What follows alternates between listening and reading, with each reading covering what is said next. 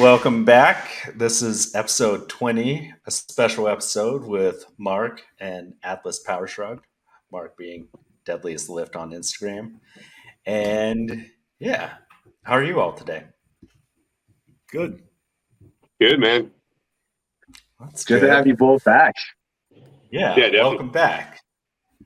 Two of our favorite episodes, so that was pretty great. And everything. Obviously, like you guys are, I think, our only return guests. Other than Andrew Clayton, of course. Other than Andrew Clayton. I didn't think about that. I'm like, did we have? I know we talked. I was like, yeah, okay. We had Andrew Clayton back, but so. Well, second now time. we've established that's a competition. Me and Atlas are going to have to compete for who can have the most episodes. Oh, God. No. Oh, you have it. Well, I mean, you guys are tied now. I'm not going to try to compete against the guy that's willing to bash his own penis with some kind of bizarre specialty barber to win a competition. I'm convinced I need to go see a doctor that my junk is not in the same area as everyone else's, because I don't understand how all these lifts look like they could do that. Like, it is dangling down beneath the legs and things are hitting my legs at most. So I might have to see if that's a medical anomaly. I mean, judging from the last lift, it looked like you have a little PTSD, like flinch, just expecting to get hit in the dick again. Yeah. Or whatever you were getting hit in. Whatever organs you have in that area. If you know the bar is going to fall forward, at a certain point, you got to be ready to spot yourself. I mean, no one's ever going to spot you if you don't learn to spot yourself first. That's a lesson that I learned early in my gym career. You should probably start wearing those soccer shin guards. I think you're going to need those. I should probably wear like a full riot suit at this point, just to be. Nobody else needs those when they lift, but you probably do. Well, someone had to do it first. Everyone's got you got to press boundaries and find these new things, like your favorite old school lifters. They did lots of things that no one had ever done before. Well, we know Lupien's going to do it next. It's true. Someday we're going to have to get him on as well. Romania's #1 ego lifter.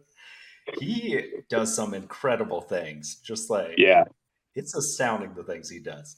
But one of the things he's insanely strong.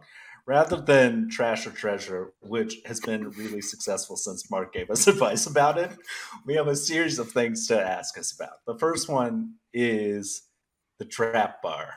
Mark, is it the best thing in the world or what? I don't know if it's the best thing in the world, but it is a very good specialty bar. It can be used for a lot more than people think it can, and I tried to show that in some of my lifts. And I think it's unfairly disparaged by the anti-trap bar. We'll call them a lobby because that's what they are. They're trying to disparage the trap bar and make it seem like it's a squat or that it's a training wheels tool, when realistically it's one of the best bars for just showing your body how absolutely hard it can work.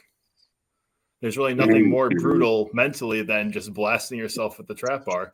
And granted, yes, it can be used improperly, but so can a barbell or a dumbbell or really any piece of gym equipment, which I also try to show in my videos. Define blasting yourself. So define blasting yourself in context. Well, there's multiple ways you can blast yourself with the trap bar. You can blast your mental fortitude by forcing yourself to. Which end are we talking about? Really, any part of your body. You can blast any part of your body with the trap bar. That's one of the best things about it. It's a very versatile piece of equipment. You can fit so much blasting in this baby. One of the best clips the first time I saw you lifting was when you tried to do the trap bar clean and press and you hit yourself on the head and then redo it with a hard hat on. It was one of the best moments. Like I said, shin guards, hard hat. Some kind of cup. I need all kinds of protective equipment. If only there was something you could lift that didn't have a bunch of appendages on it that would just hit you whenever you tried to lift it. If only I can hit myself with the barbell. I guarantee I can. Oh, I believe you. Wait till I can go back outside. I'll try and do the press where you put the barbell straight up and down and you press like that. I know someone did it with a fake barbell, but I'm going to do it with a real one. Oh, boy. And Atlas, what's your take on the trap bar? I think it's absolute trash. I think it's absolute trash. I would call myself part of the anti-trap bar lobby, except the lobby is part of an industry, And I mean, this guy right here is pretty much the strongman industrial complex all by himself. I'm saying maybe we don't need all that equipment, but specifically why I hate the trap bar deadlift specifically is that, okay, not everyone is a 900-pound deadlifter. There are a ton of weak people out there that claim, oh, I have a bad back, so I have to use the trap bar because conventional or sumo deadlifts hurt my back, and it gives them a way to pretend that they can deadlift without actually being able to deadlift. And what they need to do is just lower the weight, stop pretending like they can deadlift 4 plates, do something with lightweight to fix their injury or whatever the case may be that's preventing them from being able to deadlift on a straight bar. Because, I mean, whether or not you do, like every healthy human should be able to deadlift on a straight bar. That's not a big ask. And if you have something that prevents you from doing that, you need to fix it. And the trap bar is an impediment that keeps you from hitting rock bottom and actually realizing you have a problem and you need to fix it. So, yeah, I mean, there might be some 900-pound deadlifter that likes hitting himself in the shin with trap bars because that's his thing. Everybody's got a hobby. But for every 900-pound deadlifter that's using a trap bar to deadlift 1,000, there are like thousands and thousands of people who are claiming they have bad backs so they can't deadlift on a straight bar. And the trap bar is the thing preventing them from actually fixing their issues. So that's why I think this trap bar should be stigmatized. Same thing with a leg press. Could somebody possibly ever use a leg press machine in a good way? I guess possibly, but for every person that's using the leg press properly, how many people just don't want to squat? And so that's why I think those two things need to be stigmatized. So if you're somebody that doesn't have a deadlift that's big enough that you don't care what people say, you feel bad about doing it. So you don't do it and you actually just fix your back, So we did hit the leg press question already. So Mark, defend the leg press. Defend the machine. The opposite. I'm just going to start by clarifying that to me, a leg press is kind of a broad group of machines. I'm almost willing to just call a hack squat even a leg press. I'm not exclusively talking about the 45-degree sled, which isn't my favorite leg machine. I don't really like that one, but I do like a variety of other machines in the leg press family. And that's mostly because if you've ever watched me squat, my heaviest squats basically become deadlifts with the bar on my back. And when I really push myself squatting, that's how they inevitably kind of turn into. They become very posterior chain dominant, not very quad dominant. Obviously, I'm still using my quads, but it becomes a much bigger stress on my posterior chain lower back than I feel like squatting is for most people. So I prefer to just, if I'm going to squat, I'm going to try and squat to make my squat bigger. And if I want to get extra work on my quads, I just go and use a machine that helps me isolate them better. So I found that's better for overall fatigue. I don't blast my lower back too much because I use that for a lot of other compound lifts, but I don't really get enough emphasis on my quads just from doing those lifts. And yes, I know, Alice, I probably could change my squat technique to work specifically quads or use a front squat or do a lot of other things, but I have access to the leg press, and the leg press is much easier than doing any of those things. So I'm more than happy to slap some plates on that and then just not have to think about it and just go bam, bam, bam, and really blast out those quads, which you can also do with a trap bar by dropping it on them. That's a different kind of blasting. So yeah, basically, when I try to do your traditional quad focus compounds, I tend to use a lot of posterior chain. That gets a lot of fatigue in that area, which I'd rather conserve for lifts I actually care about, rather than trying to build my quads with a lift that doesn't do it that well. So that's why I like leg press. Okay, that's a solid defense. So, because we needed to get some things out of the way right at the beginning, which brings us to what we call the peanut butter question. Your thoughts on peanut butter? I've heard that there's controversy between the two of you. And I feel like one of you stands on the side of the show with most issues, and one of you stands alone against the strongman industrial complex. Alice can start this one, I think. Yeah, well, I mean, first of all, I want to just I do want to just point out that this guy's probably a paid shill of the strongman industrial complex, the gym equipment industrial complex. So that's probably why he's defending the leg press machine, which is an enormous boondoggle for the gym equipment industrial complex. But okay, first of all, let's define peanut butter. Thank you. Mark has a visual aid for me to demonstrate what he defines as peanut butter. As you see, he's eating Jif, which is the peanut butter that has the trans fats in it. So if the show defines peanut butter as some kind of like I like hydrogenated, actually. hydrogenated fat, no trans fat. Trans fat is actually illegal in the United States now. Well, okay, what? I mean, hydrogen. I mean, it's the same fucking thing. That's Yeah. more or less. It's not good for you. That's not what my label says. So if you're,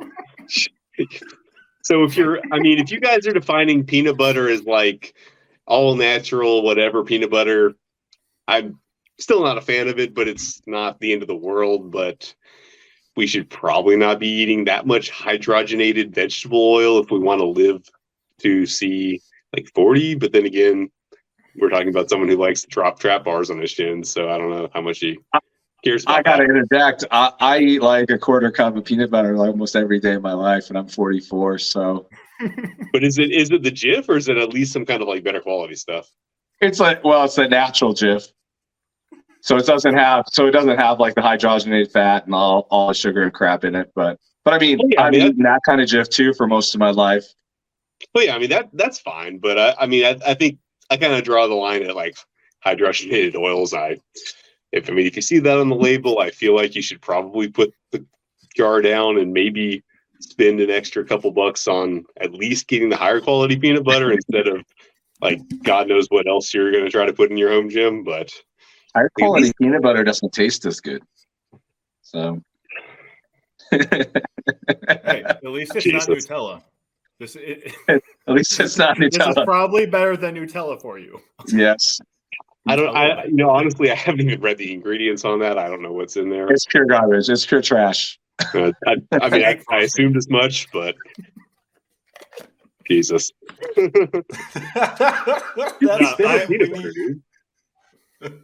We needed to get some of the stuff out the way. You have a very brief defense of peanut butter. It tastes good. I can put it on things. It makes them taste good.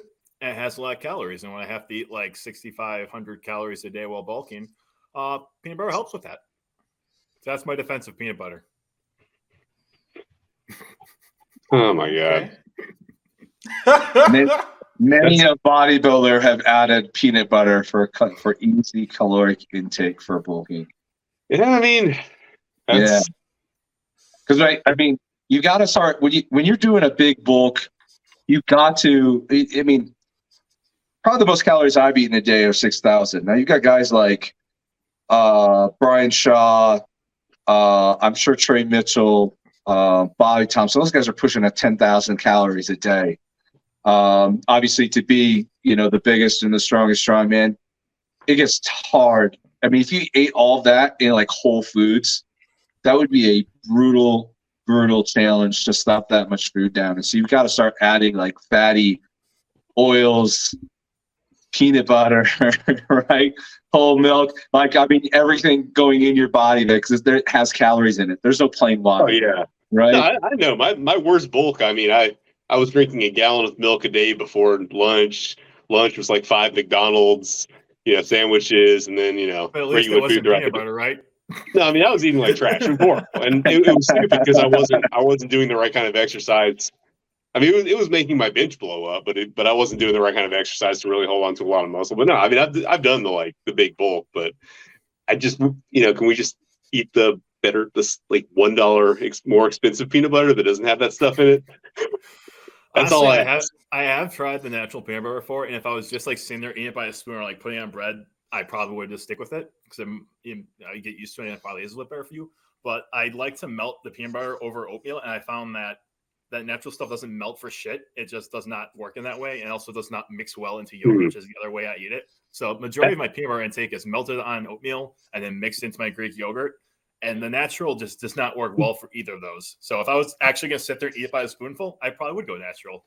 But I use it in those two other ways, and the natural just doesn't really jive well with that. Mm-hmm. Which, small complaint. Yeah, maybe if it's such a big health concern, I probably should deal with that. But that's why I stopped doing it. That its properties are completely different might be a warning sign of something. But yeah, it's got the property it doesn't not do the thing the normal also. peanuts do. There might be something. There might be something off here, but Plus, you have to mix it like every time. That's a pain in the ass. Yeah. I don't even know these natural problems have been solved by industrial chemicals. Jesus Christ. That's progress. Oh my God. You guys are gonna make me start Ted Kaczynski posting here. It's true. I'm like, so this is a spur of the moment trash or treasure thing based on some of the posts that Atlas has been putting up here recently. Trash or treasure, milk. Darren. Treasure. Well, I mean, Dairy milk. yeah, I gotta go with treasure. I mean, I'm going with treasure. I mean, I have some reservations on some things, but treasure.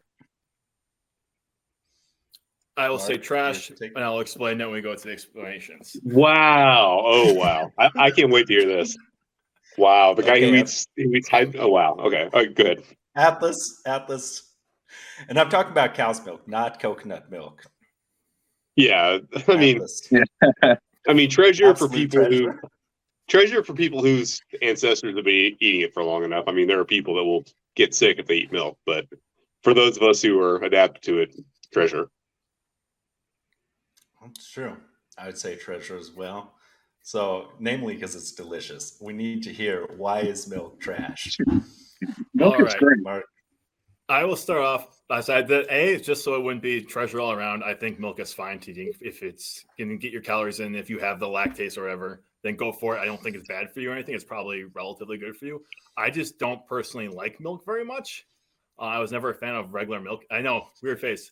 I did used to enjoy chocolate milk when I was younger, but then I went to a university with an on-site dairy program where they made their own chocolate milk. And after that, all the chocolate milk I get from the store tastes like absolute chemical shit. So I can't enjoy chocolate milk anymore either. So I just don't drink milk. I'm not a big fan of drinking calories in general. I prefer to eat them. So between that and not, I mean, I don't hate milk. I just don't like it enough to like go and drink it as a source of calories. So I mostly just did trash to be a contrarian because I felt we need to have one dissenting opinion here, and Atlas wasn't going to be at this time. So there's some. Not only is it, I mean, it is contrary to the previous conversation that you said that you couldn't drink chocolate milk anymore because it tastes chemically, but you just justified eating peanut butter because of modern chemicals. Well, because I want to understand the logic. If the chemicals in the chocolate milk tasted good, I'd be fine with them.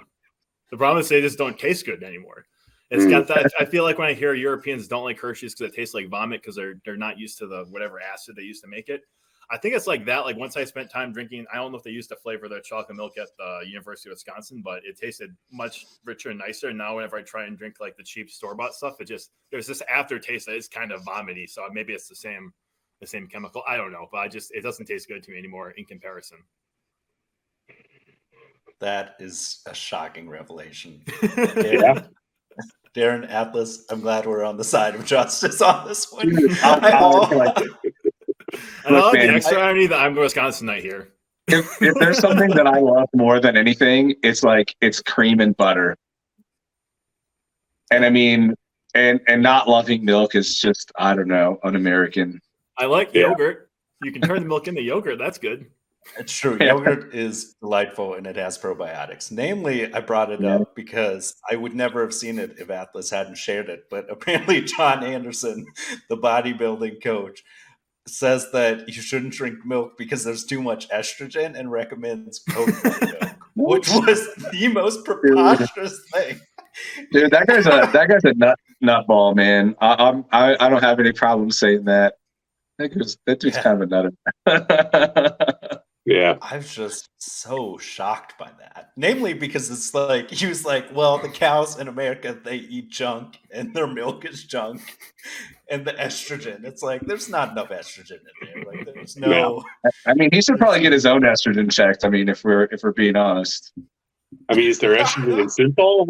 Are there any phytoestrogens? Well, that's a good point because I mean, he does look pretty well syntholed up.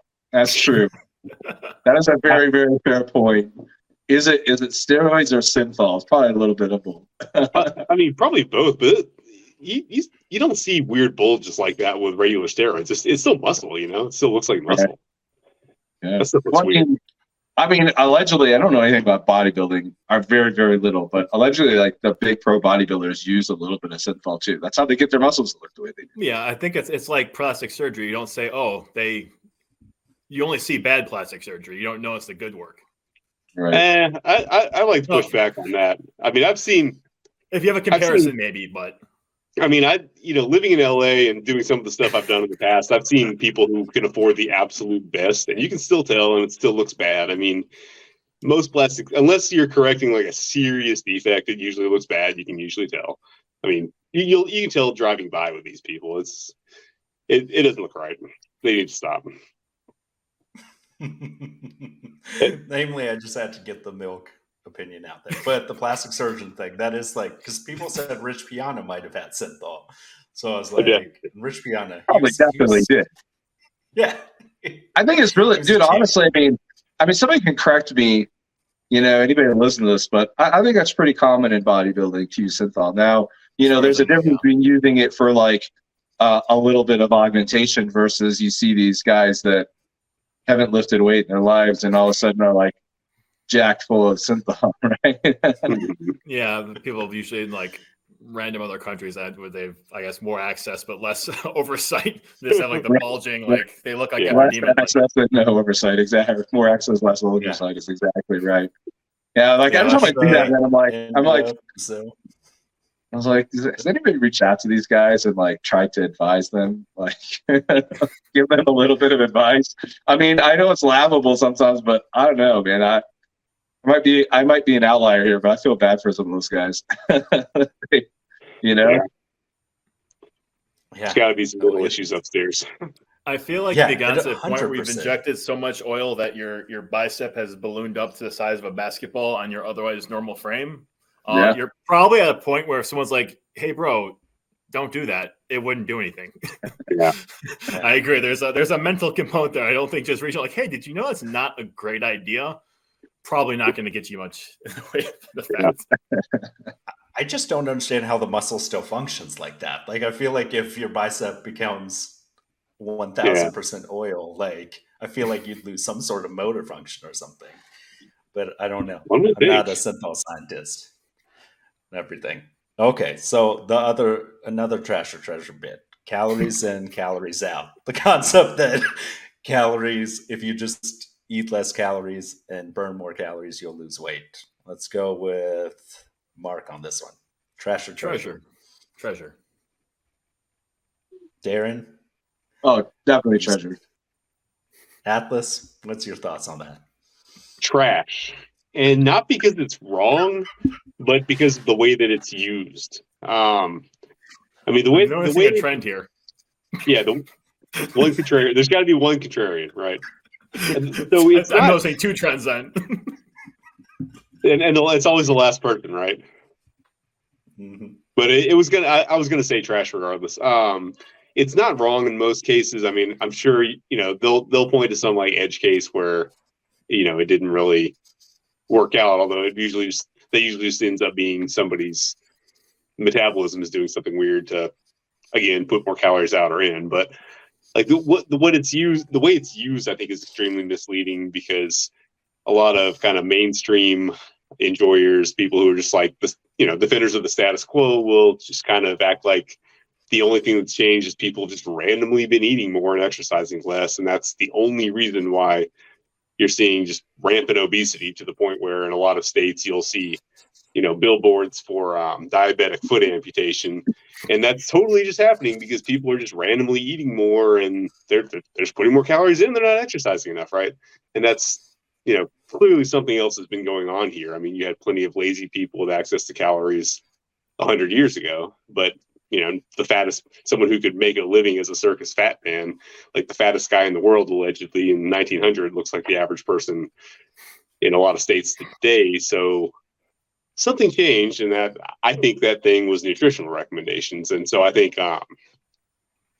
it ends up being a matter of calories in versus calories out. But I think what's happening is that people are eating more calories because they were told to be afraid of all the satiating foods that would actually signal them to stop eating and not overconsume calories. Like eggs, steak. I mean, in the 1950s, it was well known that steak and eggs was a good way to lose weight if you were a little bit fat, right?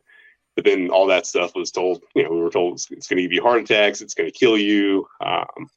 Eat lots of heart healthy whole grains, and they'll tell you that the nutritional recommendations haven't been followed, but that's nonsense. They have.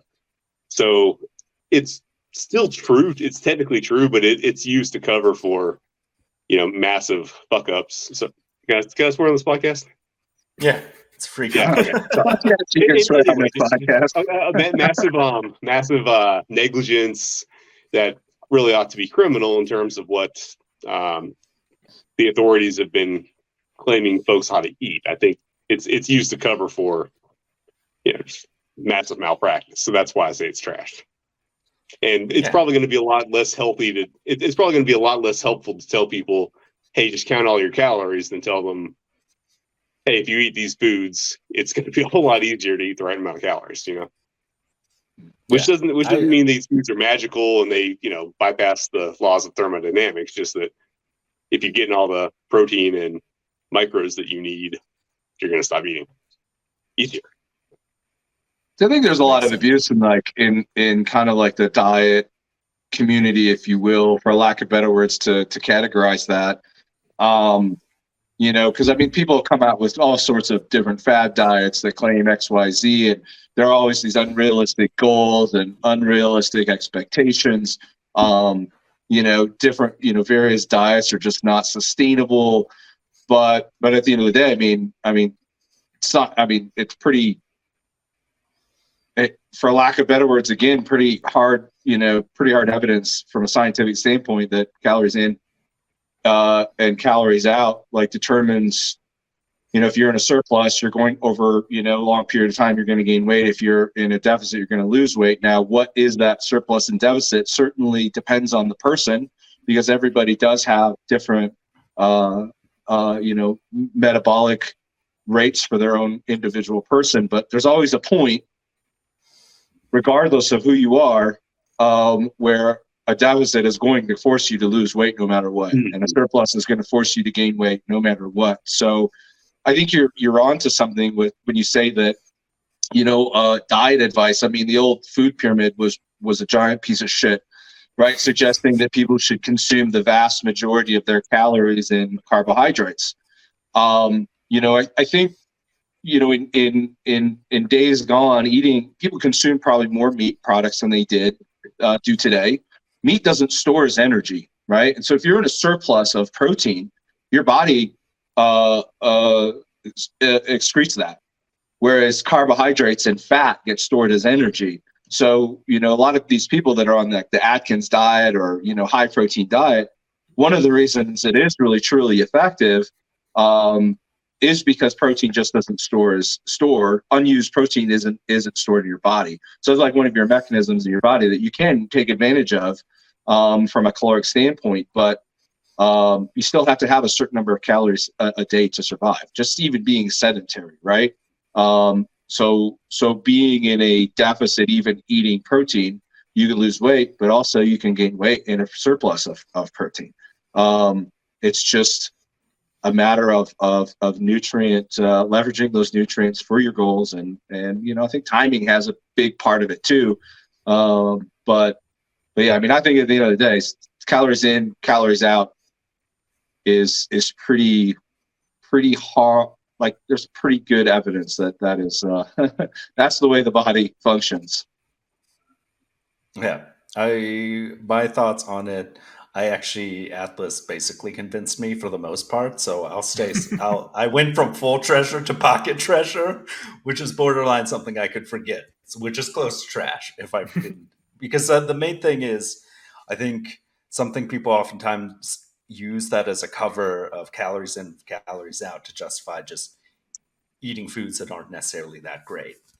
I feel like this is purely anecdotal, but I know a lot of people who lived in Europe and came to the US and maintained a similar diet and gained anywhere from 5 to 15 pounds. And when they went back to Europe, they lost a portion of that weight. So I think there is a combination of maybe the food or the chemicals or air conditioning. I also think that air conditioning is a little bit overrated, because I think maybe if people sweated a bit more in this country, maybe we wouldn't have some of the issues we have. So that might be a controversial take, but I would say that air conditioning is trash. This is just so I still argue, and I know Mark, I don't want to, I want to give Mark a chance to speak, but yeah. I would still argue though that there's a lot of other considerations there. we're not considering the person's activity level, right?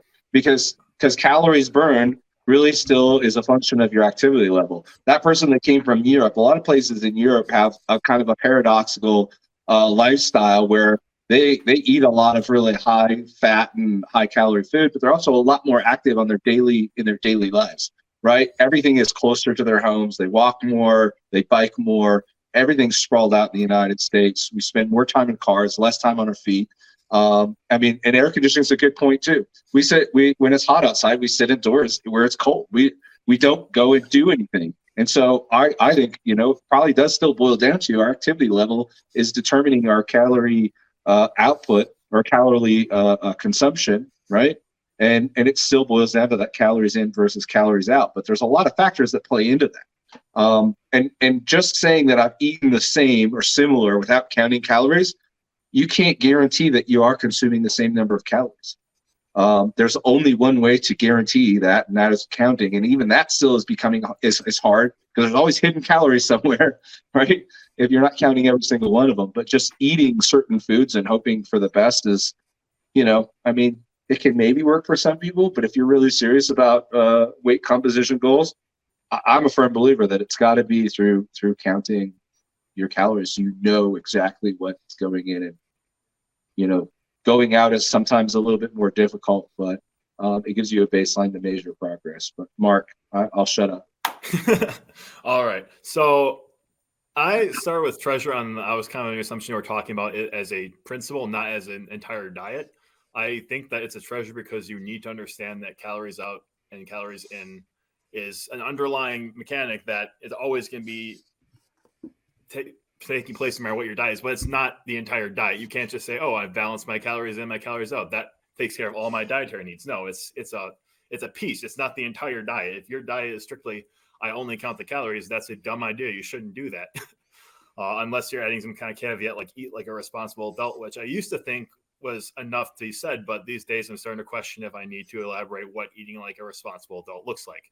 I'm starting to think that maybe you do, but that aside, I think it's important to know that if you can't just eat healthy foods and expect to lose weight if you're eating too much, like you need to understand that you need to be controlling the energy intake and the energy output. So you need to understand that part, but you can't stop there. You need to make sure you're getting all your nutritional needs. You need to make sure that you actually are in the right properly input output. One thing I kind of hate about calories in, calories out is that these calculators have become so prominent, and they are just fine as a starting point. If you want to, if you have absolutely no idea how much you should be eating, you can go grab this calculator that you just input your height, weight, and one of 3 arbitrary activity levels, which is just a complete dumb way to approach that. It'll give you a number, and you start there. And then if you gain weight, you cut back a little bit, or you add a little bit more, depending on what you want to do. Is you understand it's a starting point and not an end point, but you get these people that think that, oh, it's a calculator. There's a formula here. It's going to give me my absolute right total daily energy expenditure. And then they complain when they're gaining weight when they don't want to be, or that they're not gaining weight when they want to be. And they've never thought, I was trying to lose weight, but I'm not.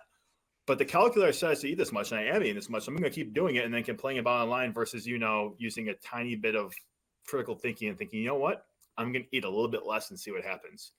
So basically, I think it's a treasure because you have to know that's a thing, and it has to be part of your diet plan, but it can't be the entire diet plan. You need to, go above and beyond that in order to have the right approach. And I guess that's touching the last thing you said, Darren. I haven't counted in ages, but that's because I kind of indirectly count by the fact that I just eat the exact same meals every day. I know that Sure. that's a kind of indirect counting. If I'm eating the same things every day and I'm watching my weight roughly, I mean, honestly, I don't even weigh myself anymore because I've been doing it so long that I have a pretty good idea of when I'm going to be going up and when I'm going down. And the few times I do weigh myself, I concur that I'm still on the same track. So, so I think that's and one I way do to something approach it. similar. But I think that everyone should. Okay, maybe not everyone. Most people should probably have a period where they're counting and tracking, if for no other reason than to get a better understanding of what is actually in the food. Like when you first start actually paying attention to your diet, you don't really know what's inside all these things you're eating. I mean, I certainly didn't, but if you track for like a year or so, you have a pretty good idea of what all these regular foods you eat on a regular basis contain. And then from there, you can kind of start, playing it by ear a little bit more and be effective. So, Atlas, what's your take on that? I mean, honestly, I do a very similar thing. And again, I mean, I'm not saying that calorie counting won't work. I mean, it will.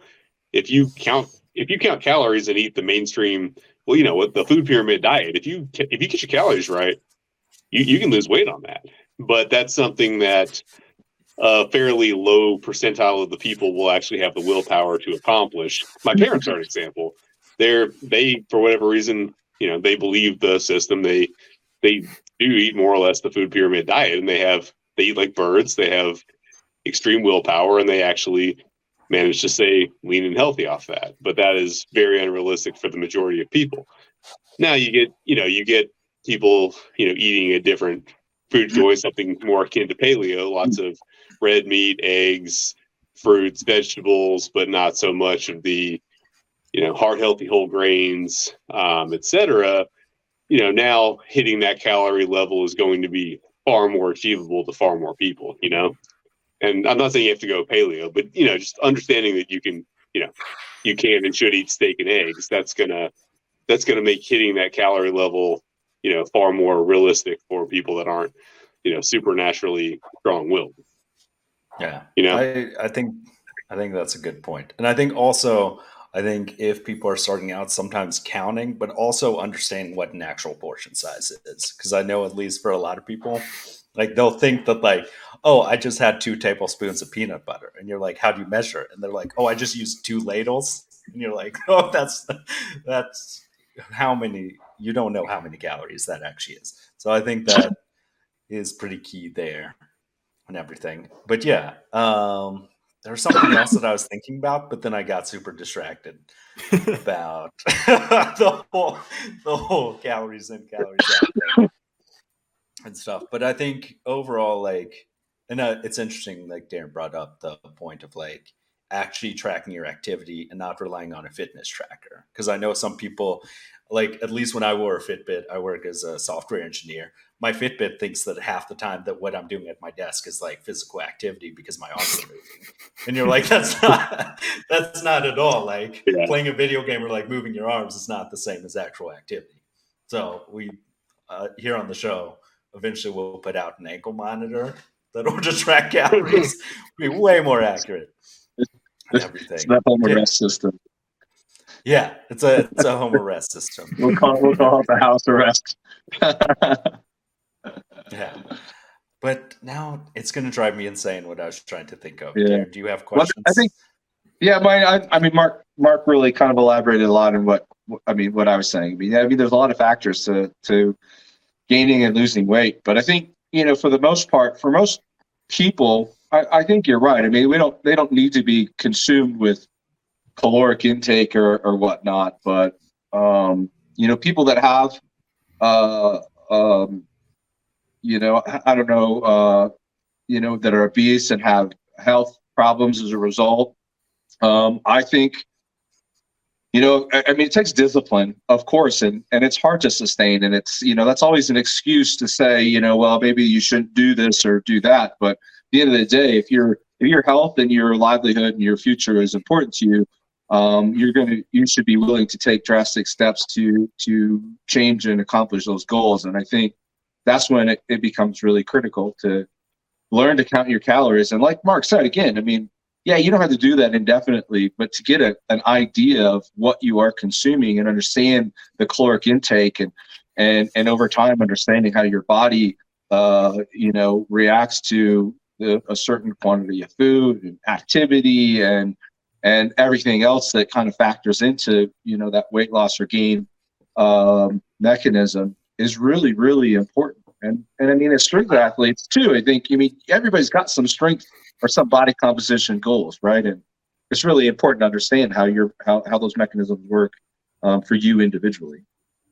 I'll almost go contrary to that. I feel like if you're trying to fine tune and get a high athletic performance, that makes more sense to be really dig down and start counting. But if you're an obese person, yes, I think, as I said before, you should understand the mechanism, but I don't think your primary approach should be to count calories. I think you have to be focused more on making larger scale life changes. Like, I think if you're just obese, you probably should almost go the Atlas route and just, try and take your diet and, maybe realize that you're eating a lot of the wrong foods and try and recalibrate your palate to foods that are going to be more conducive to eating less. And then, yes, maybe you can also count at the same time, but if your goal is like, I'm going to really cut down on I'm getting a smaller portion of my Coke and my TV dinner and my cake pop, whatever. I don't know what they eat. It's probably terrible stuff for you. But all this sugar shit. They instead of trying to cut down on that, they should be trying to ease in meat and vegetables and fruit and stuff that they're probably not eating a ton of. And by meat, I don't mean whatever stuff that has some meat in, like a deep fried chicken bone or whatever. I don't know. They leaner meats. I think they should be trying to do that and like maybe not focus on just the numbers. I mean, if they can do both, great. It helps confirm that their decisions are, actually impacting them. But I think that they need to focus on eating better and then also being more active before they say, okay, I just need to keep this number smaller than this number, because they're kind of fighting uphill battle if they're not making the changes. I don't disagree with that. I mean, there's a process to go through, by all means. There's a lot of factors that need to change in a lot of people's diets, right? And behaviors and choices and every other thing kind of plays into the end result. Yeah, they need to learn, if possible, just to walk more. Walking is such an absolute cheat code for losing weight. It's so easy. And if you have the time for it, you can multitask and you can sometimes get other stuff done. You can listen to a podcast while you're going for your walk. But the unfortunate thing is this. I think the unfortunate thing, though, in this country is people always want the easy way out, right? Honestly, walking is easier than any other form of cardio, so that's why I suggest it. You'd be surprised. The only negative is time consumption. You'd be surprised at the number of people that won't do it. They'd rather go and get a prescription drug or something that's easy that they know how to change their behaviors. And it's unfortunate reality. I mean, it would be great if everybody, would go and just start changing habits, but to each his own. I remembered what I was thinking of. The last trash or treasure that I can think of until I think of more. Officially. Okay. This is going to be a 2-hour trash or treasure episode with me and Atlas disagreeing. It's true. It's all going to be that. Okay. A $35 hammer strength. Oh boy. Trash or treasure. Would you pick it up, Darren? What is this? The hammer strength press machine. One of those things that it's like a inclined bench. It's an isolateral incline chest press. Yeah. Hammer strength. Oh man. Yeah. Chest press. I feel like when I just ignorantly asked Atlas about freaking supplements because I didn't know he didn't take supplements. I have no opinion because I didn't even know what the hell this is. Just a chest press. Out. Let's limit to that. A piece of equipment. Yeah. I mean, it sounds like trash. It sounds like trash to me. For $35. Oh, for $35? Whoa, man! Yeah. What brand is it? It's Hammer Strength. Hammer Strength. It's I don't know stuff, but it's I mean, kind of like a Hammer Strength. I would buy it and sell it and that makes it treasure. $35 for anything Hammer Strength, if it's in good condition, you should be able to turn around and sell that for a decent profit. That sounds like a treasure to me. But I mean, that's that's on flipping it. The actual piece of equipment sounds like a piece of trash. Mark, what's your defense? I think it's a treasure. Probably why it was $35. I don't know. Where are you going to store it? That's the question. I'll figure that out later. In worst case scenario, as I already mentioned, I can just clean it up and I can take a better picture and I can list it as what it actually is and not I think it was listed as bench chest press. And it's had a shitty picture and made it look like it was just the bench and it was full of holes. So I think if I just do those two things, I can sell it for at least $150 more than I paid for it. Probably more. But that's a good point. I'll see if I can get into the basement. Maybe I'll leave it in the garage. And if nothing else, I can sell it. Or, I'm pretty sure it's worth more in scrap value than $35. So I'm not really seeing the downside here. That's true. Atlas, what's your opinion of this purchase? How much does it weigh? I don't know, but I can find out. And then we can find out if you can Turkish get up it. Is it like 100 pounds, 200? What is it? Probably closer to 200. It's 6 foot by 4 foot, full steel, fully welded commercial grade. So it's beefy. That'd be hard to do much with then. I'm going to figure out what you can do with it. It's probably going to have to stay outside. So that's going to open up some options. Maybe ship it over to Lucian in Romania. I don't know. What is shipping to Romania on a 200-pound piece of equipment? I don't know, but I'm pretty sure the fact it's 6 by 4 by 5, that's going to add to it. Can you chain it to your trap bar? Oh god! chip loosen the trap bar? Or what did you ask? So, You you hit chain yourself it in the to your shins with trap it? bar Oh, and lift it. I mean, I'm I mean, going that's to a very explore the capabilities. Lucian He can't top it if he doesn't have one. Oh boy. He has access chain to it to commercial one gym. side of He's not your above of your taking trap bar. I was saying he's not above taking the random pieces of equipment in his gym and using them. So I think if they have machines, the machine, if given the challenge. It's shocking the things he does in that commercial gym. Like, it looks like a commercial Yeah. gym, and it'll just when he tried to do the traveling merchant squat or whatever it is, the one with the trap bar. The one with the trap bar. Yeah, I was like, I don't know how many gym owners would be a fan of you using that much He needs machinery. spotters for this, or traffic cones of some kind. And he should have had crash pads, I think. Mark out his safety zone for some of this list. Yeah. The last one's an easy one. Ego lifting. Mark. Trash or treasure? Treasure. Treasure. Excellent. Treasure. Atlas. Treasure. Yeah, I'm not going to be the contrarian on this one. Treasure. Darren. Ego lifting. I plead the fifth. Are you going to go against our core beliefs of the system? Do it, you coward. I'm going to say trash to be the contrarian. What's your defense? My defense? Yes. What's your defense? I'm the accuser. I don't need to defend myself. Okay. So you think it's trash? What's your offense? Mark. I'm the plaintiff in this case. What's your offense?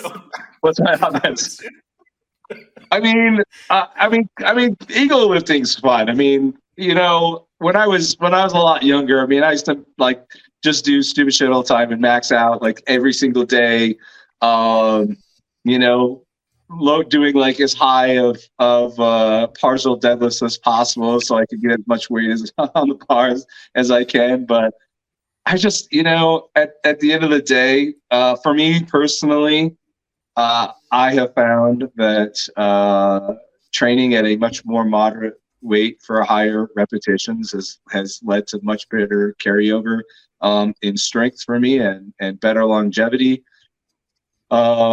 Especially training for strongman competitions on a tight deadline. And that's probably where it probably matters the most, is when you've got a tight deadline to come up on. Ego lifting is really, it can be very detrimental to your training cycle. Now, if you don't have a competition coming up, ego lifting's cool, man, because you can do it whenever you want, because there's nothing going to stop you, nothing on the horizon that you have to perform for. But yeah, from a competition perspective, I think is probably where I would say it's trash, because it's it just can be so detrimental. I've seen so many guys over my over 14 years of competing go and just do something just crazy stupid 3 weeks out from competition. And it could have been a comp lift even, just for ego and Instagram likes, and then totally bombed at the competition. It's like you just wasted your peak for Zucker bucks.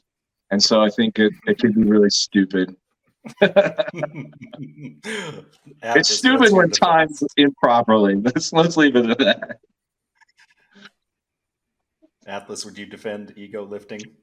I mean, my response to that is, you just have to invest your ego into reps. I mean, I don't max, like when I'm doing a bulk, for example, I don't do a whole lot of 1 rep maxes, because it's not that I don't think you can gain anything from it, but it's too hit or miss. It's too easy to miss a lift, screw up your progress, and now you're not making the steady incremental progress you need to actually put on muscle and be successful. But I mean, why not invest your ego into a 5 rep max, 10 rep max? I mean, I've had plenty of kind of like ego lift associated goals that I've pushed for and gotten, and they can be multiple reps. I mean, doesn't always have to be 1 rep. I mean, doing if you have a 10 rep max goal or a 20 rep max goal or something like that, that can work just as well. And if you what I found is if you I call it diversifying your ego investment.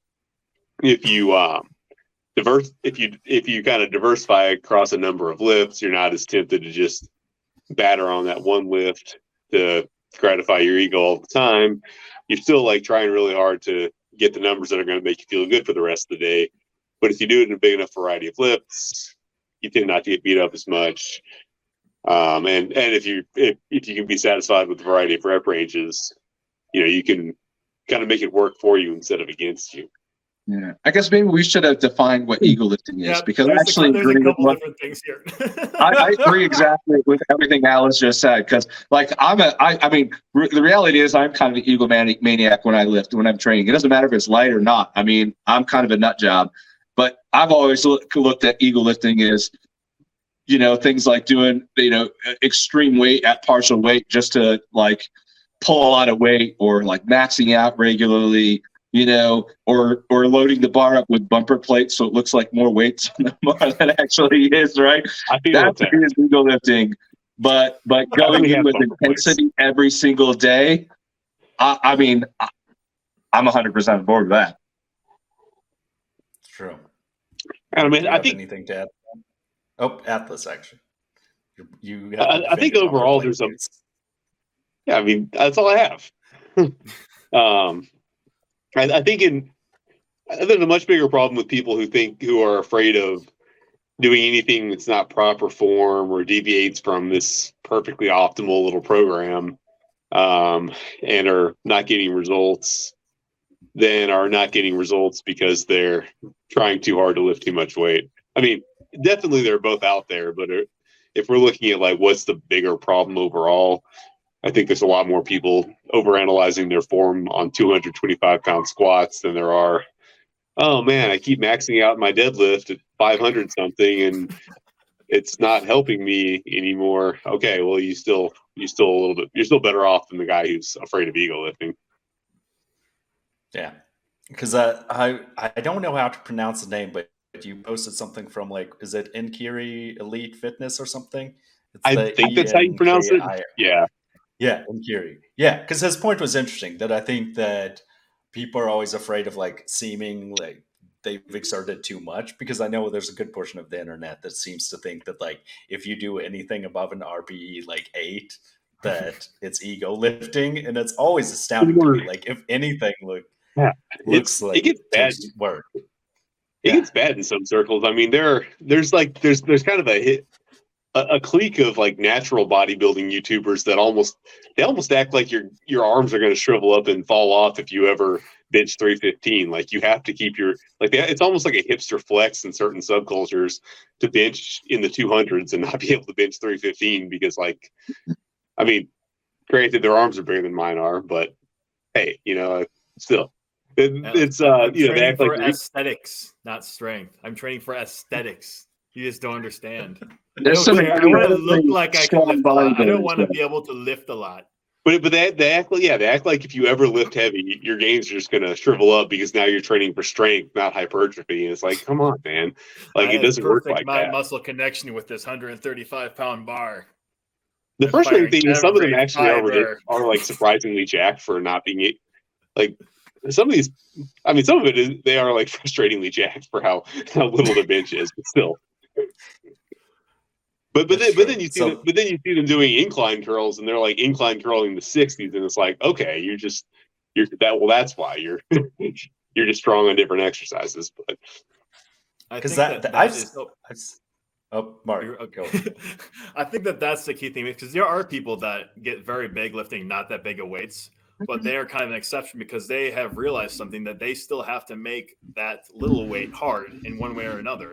Like they're making a more difficult movement, or by artificially adding difficulty by a tempo or specific like contraction range or whatever. They're making that weight hard. But people say, oh, I can just lift weights and get big, but they're missing that making it hard part. They're just lifting, they're flopping around their heavy dumbbells as opposed to actually construction curling. And if you want to flop around, go for it, but you're going to have to use a really big freaking weight. So that's like the disconnect between people that are big lifting little weights and people that are little lifting little weights. And it's that the people that are big are actually still working hard, and the people that are little just aren't. I think that's a solid point because it was interesting thinking about that of like that people's fear of looking like they're trying too hard with lifting oftentimes can like impact like actual training performance because I think there is like I mean you could have like underlying health issues or whatever but for many people it is interesting to see like that fear of ever like going near a one rep max or anything. I think oftentimes like that fear probably is more detrimental to your progress than like maybe accidentally doing too much. But I really like Mhm. Darren's point of like doing it because you enjoy it, like push yourself in whatever you're doing and stuff. Cause I think there's almost this like fear of like, you don't want to feed your ego at all. And it's like, no, your Yeah. ego in general Well, is a good thing as long as it's in check. yeah. Well, the reality is that I mean, again, I mean, I can't. I started this conversation with a different definition of ego lifting. That used to be like a thing, but the reality is we're all probably ego lifters, right? Because we're always pushing the weight or pushing our abilities or our limits to the max all the time. In some regard, at some point, the goal is to continually increase our capacity, our absolute strength, our conditioning, whatever it is. And it takes tenacity to do that, and it takes a lot of ego too. And whoever said that lifting over RP8 is ego is kind of a weird way to look at it because I mean I'm at 800 plus pound deadlifter too, and there's been days where, dude, 550 has felt like RP8. Right? So it doesn't really make sense that I don't really like the RP scale, but Yeah. because Oh, I it think doesn't say anything about your ability, right? That just is today. That's what it feels like. It's just a tool that's a good for point. self-regulation. It's not meant to be a hard cap. It's so you can't go 100% all the time. This is a way to quantify going less than 100% sometimes, and that works for some I people. think And it doesn't work for me. I don't like RPE or RAR. I'll never use them, but I understand what their purpose is. I just kind of do it more subjectively than trying to add a number to it. Yeah, I feel like it's become a lazy device for online coaching, right? Just here's the move I want you to do and do an RP something today. Like, wow, that was worth $250 a month. Yeah. Yeah. Trash. That is yeah. So the RPE, we can all agree that that's generally trash Yeah. because it's like because I think the main thing is for one, while some of us may be deep in the pocket of the strongman industrial complex or the gym equipment industrial complex, I think there is an issue with like what could be considered the coaching industrial complex is this idea. I think that you'll see so many coaches and online influencers overcomplicating basic fitness like components and everything. Like this idea that like, oh, to be fit, you actually need to use my app that's $30 a month that you track your calories in. Then you pay an additional $150 a month so I can sell you the same program everyone else does, but call it an RPE and occasionally throw in actual numbers that are based on what you do. And you're like, that's nothing functional. So I think overall, I should have defined it more. But I think it was interesting watching the video of this idea that like people's fear of ego lifting. Typically, it's like thing that you actually rarely see in the gym and stuff. The true, actual, like terrible, like take all the plates in the gym, do something on the leg press. And a part of me On the wants leg to have press. enough. Yeah, I want to have that is enough the faith in epitome of humanity ego lifting yeah, to me. like that kind of ego lifting is like terrible, but I think there is like a large portion of the internet, especially like you'll see it in comments all the time. If something's like even slightly hard or a bit of a grind, there's a good portion of the internet that's like, oh my god, like you just overdid it completely, and it's like, no, you should be working out pretty hard and everything. Like there's just this concept that like, oh, if you look like you strained at all, that's like your ego and stuff, or you could get hurt. So I think there's like that fear in general is too strong with most people. So that's why I was like, we had to put in a solid defensive ego lifting at the end.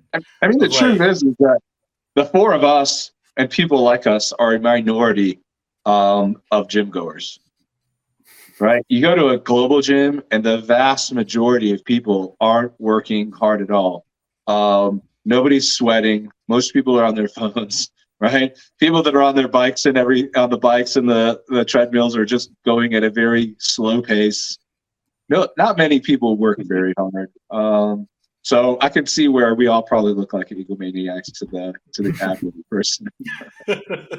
And I think that's the main thing. It's like the whole thrust of the thing is really that like people's weird dogmatic fears about things typically limit them more than the actual like if they tried to do those things and stuff like that fear of like counting your calories religiously. Like you're probably not going to make really great healthy decisions if you're only eating salads and like just doing this bizarre like religiously counting and like doing cardio. But also like you said, of like I think most people when they're exercising don't actually understand the amount of intensity that needs to go into it, because it is easy to be like I showed up, I did the job, and you're like, Yeah. is walking on the treadmill at 2 miles per hour, like is that really doing anything for you? You'd be surprised that even like where I train now, I would say that the crew at the gym that I go to, which is kind of a sports performance gym, so you've got all kinds of flavors in there. I mean, you've got CrossFitters, you've got weightlifters, you've got powerlifters, strongmen. Everybody is a way above average gym goer, and I still like I'm still like the most intense person in there. And I have people ask me all the time, like, I mean, I don't know what the questions are, but I'm always like telling them, like, you've got. I mean, there's a mental quality to lifting heavy weight, and it's for me, it's always when your body is always going to hit like a point where it wants to quit. You have to like mentally overcome that and dig really deep and just keep pushing, right? And it's always times 10 or times 100 in order to lift that stuff. And a lot of people, just even really great athletes, don't understand that all the time. I think it's a very unique quality that powerlifters, strongmen specifically, really possess. Yeah, because I think yeah, Mark, you go. I was going to say, I think those other athletes probably are better at taking that effort and spreading it out over a longer time. Whereas strength athletes are better at packing that into like one set. Like I can't do like any kind of cardio challenge for shit because I don't have the willpower to sit there and like bang out on the erg for like 10 minutes straight. No, I'm not going to do that. I'll put all my heart into a 10-second deadlift pull, sure. But you tell me to like spread that same amount of effort out over 10 minutes, that's absolutely no go. So I think it's a different kinds of willingness to exert effort between like what time span and what kind of activities you're going to put into. So you probably definitely gravitate towards your preferred duration of effort. I mean, those guys are still, I mean, they have strength components that are pretty impressive too, but you're right. I think the CrossFit tendency, I mean, they have to pace. They have to pace more. So you're absolutely spot on that. I think with the the top level powerlifters obviously have that, but the problem is I think they're the ones that actually can use RPE effectively. I think that's where it comes from, right? Powerlifting. Mike Tashir actually is the one that developed that. I think that's something that's one of the many examples of just cargo culting almost, just kind of appropriating things from powerlifting or things drifting out of powerlifting into like mainstream gym pop lifting that people are not realizing the actual purpose of and are, I think, misusing. I mean, so some powerlifter that has that willingness to just go there, they can accurately judge how much intensity they put into a set and use it appropriately. And they have to, because they have to do sets that are not all out, because they have to practice their skills and do a lot of volume on those lifts to practice. But I mean, does that even need to be a factor for the general lifter who isn't necessarily competing or trying to practice those skills? Like for me, I'm generally not trying to, practice anything for any competition. So I'm trying to go all out, go to failure on everything. Not everything, but in most cases, every top set that I'm doing or every main lift I'm doing, I want to go to failure because I'm trying to do bodybuilding, and if you're trying to be a bodybuilder, you probably ought to, or if that's your goal, you're trying to build muscle, you probably want to go to or pretty close to failure most every work set, and so I mean, why are we thinking that we have to do like RPE 8 every time we do squats? Well, if you're trying to build leg muscle, maybe you ought to just try to get every rep out of it that you can. But I think that's one of my big gripes with powerlifting. It's just that so much is it's not powerlifting's fault. It's just so much has come out of powerlifting, and people don't really realize why it's in powerlifting and whether that is actually applicable to them or not. So that's kind of why I hate RPE, because I think it's something for competitive athletes in a certain context that just doesn't need to be applied to people that don't have the same goals, you know? I think and these are people that have proven they actually know what they can go up to RPE 11, you know. The guy who's never gone there doesn't need to be, saying he's at an RPE 8 when really like the hardest he's ever worked is an RPE 8, you know? Yeah, I think that not just the RPE, there's a lot of things where techniques and different programming components that make sense for high level lifting athletes, regardless of their discipline, bodybuilding, strongman, powerlifting, etc., are being taken by non-high level lifters and then misapplied. Like RPE, in order to use it properly, you need to understand what max, or any kind of perception based R regulation. You need to understand what maximum effort actually feels like, which most newer lifters don't, because they honestly don't have the capability to try that hard because they haven't built the skill of physical exertion. That's something you have to learn. You can exert yourself all you want, but if you haven't practiced that, you're not actually pushing yourself to physical exertion. You're pushing yourself to your weak mental exertion. So you need to actually understand what full physical exertion is to get a percentage of that. 2, you're probably not lifting enough weight to justify significant decrease from max. Like if you're deadlifting 800 pounds, you can't do that every session, or you're going to burn out a lot quicker than someone whose max is only 400. So you need to be using a sub max a lot more often than someone who's got a weaker lift. And 3, they don't need this kind of complexity. They just need to go and learn to try hard and lift a lot of weights and do it hard. They don't need to add all this complexity that's just going to get them kind of off track from the main goal of, go to the gym and cultivate this discipline and this work ethic and this ability to exert yourself. And it's true for everything. Like even bodybuilding, there's a lot of people say you can't go to absolute failure in every set. And that's true. But if a beginner doesn't go to absolute failure, they're going to end up halfway to failure, because their failure point is at about 70% because they just don't have the mental willpower to go to actual physical failure. So a lot of newer lifters and even intermediate lifters need to stop looking to advanced lifters and copying what they're doing. And there are advanced lifters saying, oh yeah, totally do this. It works so well for me, but they're trying to sell you something they've kind of lost track of. There are different needs for different skill levels, and lower skilled individuals should not be imitating higher skilled individuals because the techniques won't work for them and they can't apply them properly. And it's just a super common thing these days, especially with social media allowing you to see how these high level lifters train. I think that's very true. Yeah. I was going to say, the thought process, pretty much the same along the lines of counting calories, right? It's a mechanism in the big scheme of things, but there's always a starting process to get to that point. You look at it, right? And you're right. Beginning weightlifters, as the analogy to this, don't need to count calories. They don't need to be going and maxing out. They don't need to have the same program as an elite lifter has. There's always a starting point in building, like you said, building that discipline, building finding their physical limits, learning proper form is huge as a new lifter, but building a foundation, right? I've always been a huge fan of you get a new lifter, brand fresh, never really been in the gym. There's a lot to learn, but their training program should be extraordinarily basic, right? three big lifts if you're a power lifter. That's all you need to do. You don't need to do accessories. You don't need to do anything. Squat, bench, deadlift, and you'll make amazing gains and learn a lot about form, that tenacity, how to push yourself, reaching your limits, so on and so forth. So, I think a lot of people kind of mistaken that. And it's kind of getting back to coaching. What drives me nuts a lot of times is to see all these coaches that are like, you're new, you've got to have me as your coach, or you got to have a coach and stuff like that. And they sell them all these crazy program ideas. And it's like, dude, you could have just went online and found the Kelly Star 3x3 program and just followed that for free. Because that's what I would give you anyway. I hate starting strength and Rippetoe, but this hurts me to say it, but starting strength is not the worst thing a beginner can run if it's making them do heavy compound lifts to near failure and then increase the weight every session. That's a good plan. I object with people that keep doing that past the point where it makes sense, and then you'll follow like a cult. But for an absolute beginner, they could do a lot worse than starting strength. This is the moment I was waiting for this whole time.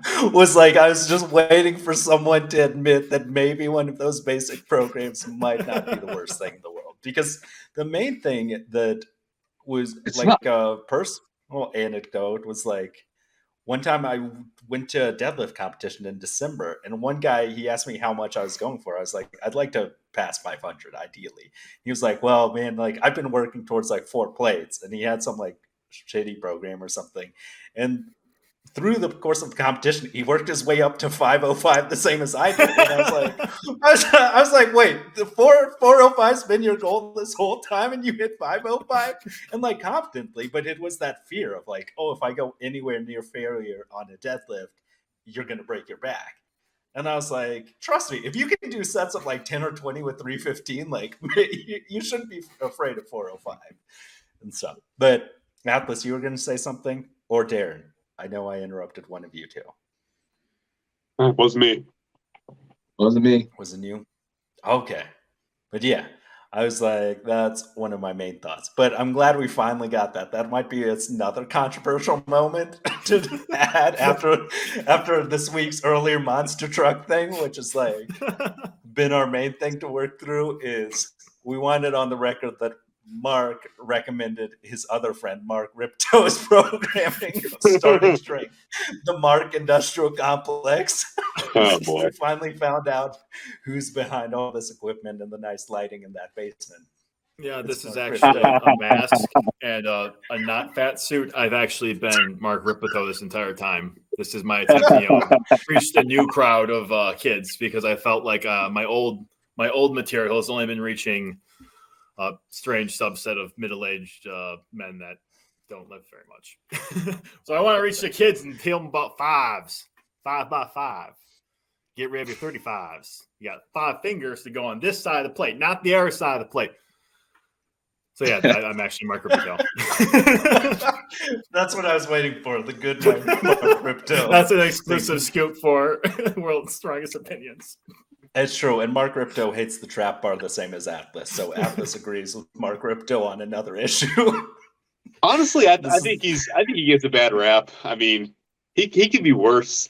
One thing I really like about him is he advocates power cleans for beginners, and everybody these days is terrified of Olympic lifts. Oh my God, it's skill based. You can't do anything skill based. You're gonna die. You need to obsessively focus on your power clean form for 5 years with a PVC pipe before you can ever do Olympic lifts. Meanwhile, these football players that have no idea what they're doing just get out there and just neck up, hang cleans, 315 per reps, and their form probably would make an Olympic lifter, go into a fit. But guess what? They have big traps, And so my power clean form is just god awful. It's but hey, it helped me. I did those before I did deadlifts, and I built most of my deadlift with power cleans, very horrible power cleans, but it worked, So I do like Rippetoe for that. He's not afraid to tell people to actually just do power cleans. He also said strong people are hard to kill, which is the most sane thing he's ever said. That's true. It turns out that this episode was just a Mark Rippetoe appreciation episode. Yeah. The only thing that everyone agrees on. Yeah. The first thing everyone agreed on was that starting strength isn't that bad. This is not a Mark Rippetoe. That's the best way to end Trash or Treasure, is saying that Mark Rippetoe, he's a pocket treasure. Pocket treasure. A good starting treasure. That's the one thing we can all agree on. The only unanimous treasure of the entire episode. Wow. I mean, it is St. Patty's Day soon, so he can just be a leprechaun. That's true. That'll be good. But yeah, do you guys? I feel like we have passed the hour mark. I don't know how much longer you all have time. I was told this was going to be a 7-hour episode with me and Atlas arguing the whole time. Even that's true. What's okay? Yeah. What's the last thing though? What's one thing that you think that Atlas believes that is patently wrong, and then he'll have a chance Oh. to say why it's objectively correct and why you're patently wrong about something else. You get to start. I think that his hate for basically any kind of specialty bar or piece of gym equipment that isn't a barbell and plates is basically just him being kind of, angry man shaking fist at clouds because, well, I can make this stuff work and this stuff is all unnecessary. But no, I mean, these tools exist for a reason. The specialty bars address things that the barbell can do, but can't do quite as well. For instance, I think squatting a barbell is pretty inferior to a lot of the specialty squat bars. Specifically, bench and deadlift are fine, but and plus they're fun. They allow you to do other things, and then other equipment in general. Yes, you can train almost anything with a barbell, but you could also do just about anything with like a Swiss Army knife. But do you really want to be using your Swiss Army knife to chop up chicken or try to assemble something with a little screwdriver or cut a coupon with that tiny little scissors that's about 1/2 inch long? Yeah, it can do everything, but there are some things that it just doesn't quite do that well, and you're better off using a specialized piece of equipment. So that's something I think Atlas is wrong about. I would pay to watch a cooking show where Atlas just does everything with a Swiss Army knife. Just the whole thing. Just every opening up the packages, like all of that. The can opener. Dude, I'm pretty sure there's an Anthony Bourdain episode where he does that. Like he gets conned into cooking on like this riverboat in the jungle somewhere, and the only knife they had was a Swiss Army knife. And it took him like 7 hours to make a simple meal. So, Atlas, your rebuttal to specialty bars and why they're completely unneeded. I mean, really, no rebuttal I could do would be as good as just showing a clip of Mark just blasting himself in the whatever organ he has in his crotch. Apparently, it's not the penis. With said specialty bar, so I'm just going to leave it there. No, I don't hate every specialty bar. I mean, back when I went to Gold's, I like to use the safety squat bar. I like safety squat bar squats. I'm not opposed to all of them. I hate trap bars for a particular reason because I see them misused very often, and they, in my opinion, contribute to a big problem. But I mean, safety squat bar, that's fine. I don't know what half the stuff you use is, but apparently there's probably some actual utility other than making sure that you only. Yeah, there's probably some utility that doesn't involve striking random body parts. So I'm prepared to give those the benefit of the doubt. Easy curl bars, there's definitely some value in those. I'm pretty anti-machine because, I mean, it's just a single purpose implement that doesn't really do nearly as much for I think it's really mainly just something to make the fitness industry profitable. I mean, because fitness has a huge problem. It's hard to monetize because the basic stuff you need, you buy some bars, even if they are specialty, and they'll probably last for a lifetime if you don't bang yourself in the shins with them too much. It's a big if, apparently. But basically, there's not a lot of consumables, so that's why we have supplements. Some of them work a little bit, some of them are pocket treasures, but most of them do very little compared to what they're advertised as. So I mean, the whole fitness industry is just like trying to find a way to make something which is in fact very inexpensive fitness. It's exercise. You do it yourself. You don't pay anybody. More expensive because once that one-time purchase of dumbbells, barbells, kettlebells is over, how do you monetize? And there's coaching. In some cases, coaching is incredibly valuable. In a lot of cases, as we talked about earlier, it's excessive.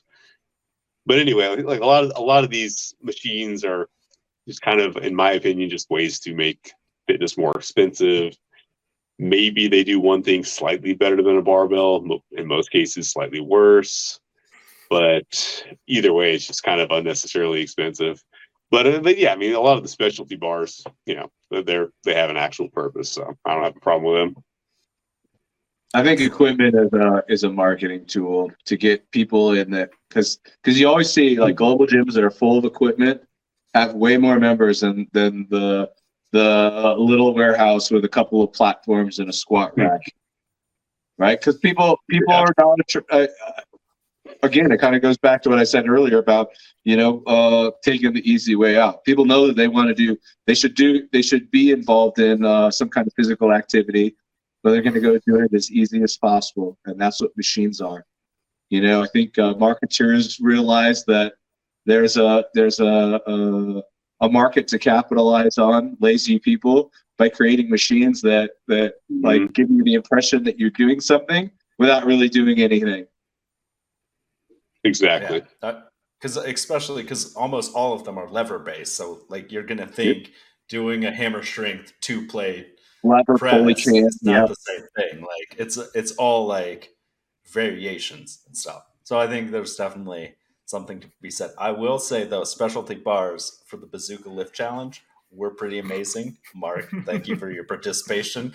And then Atlas just waits 3 weeks and then blows everyone out of the park with 100% of one just by pure aesthetics. Well, I mean, I have to acknowledge the value of a loadable metal log, because it took a lot of tries to actually find a log that was the right weight, that wasn't too heavy, wasn't too light, and you come to see the advantage of having something you can just stick some plates on. That's true. I get it. Bazooka Lift. It's a unifier. You need a loadable log to make it easy and accessible, and that's something the general population can do. That's one thing we can have them all do. But I realize it is getting late. Darren has been very patient and is tired and everything. So unless Darren wants to go on for another hour. Yeah, so yeah. Do you guys have any closing thoughts or anything? Any last snipes or jabs you want to get under the wire? Atlas needs to take his shot. He needs to take his final shot real quick. His final shot. Yeah. Okay, you're right. I don't know. I don't. Yeah, no, I don't really. That's true. I actually hadn't prepared for this. I was prepared for the peanut butter and for the the silliness. I'll just have to write a post now entitled things Deadliest Lift wrong. I don't hate odd lifts, but should I? I don't hate Deadliest Lift, but should I? People. When I saw some of those shenanigans, I was like, okay, I get the grumpy contrarian take. So, which is harder? What's so frustrating is when. Oh gosh. That's what we need to know. Which one was harder of those two bizarre benches? I think that the higher ceiling ultimately would be on probably. I feel like maybe the camber. Because what I discovered kind of halfway between the two is that you can't take it slowly. You have to do it fast and aggressively. It's kind of like being on a bike. It's easier to balance a bike when it's moving forward, and it's easier to balance the bar when you're going fast versus trying to really slowly ease it down, ease it back up. So I kind of discovered that halfway through the trap bar, and I think that if I applied that philosophy to the camber bar, I can get that one up to 2 plates, which it's always been my dream to bench 2 plates. So you just got to go fast, otherwise you'll blast yourself. Yeah, I need to do that again and see if we can encourage more angry old men and people afraid of hitting themselves in the legs, and really any other body part that I think I can manage to maim with a 200-pound bar, just gently tapping it. One last thing I forgot. There's something new I learned in the Flexicon recently. Your guys' language of the bicep lift. Atlas, who or what is a bicep lift or bicep lift? When I saw you comment on it, I was like, "That's someone who has small biceps." Small biceps. I may or may be one of these. Yeah. I mean, yeah, but you're what, like 260 or something? I'm like 265, yeah. Yeah, I mean that's hefty. Right? They're the heaviest. It's not in the bicep, though. It's not in the bicep. Yeah. Well, I gotta ego lift some curls, I guess. That's true. That's what all my cleans are. All my cleans are ego lift curls. Yeah, that is true. That is definitely true. And yeah, any final thoughts from you all? Where can people find you? All that stuff, or actually, everyone knows at this point. Yeah. We're getting there. Darren, any final thoughts? No, man, it's been fun, dude. This was a good episode. Yeah. Well, it was real I have a good. final thought. I want to have a birthday shout out to my dog. This is his 5th birthday. Ooh, And he's been happy waiting for his birthday. ground beef I'm going to make him. So I just thought, Ground beef. yeah, That's I got him nice. a whole pound of the organic good ground beef. He eats better meat than I do on his birthday. Yeah. You eat trans fats, he eats organic ground beef. That's awesome. Well, I want him to live longer. Yeah, those are our final thoughts. Just Support us on Patreon or Anchor, and find us on Instagram or Facebook.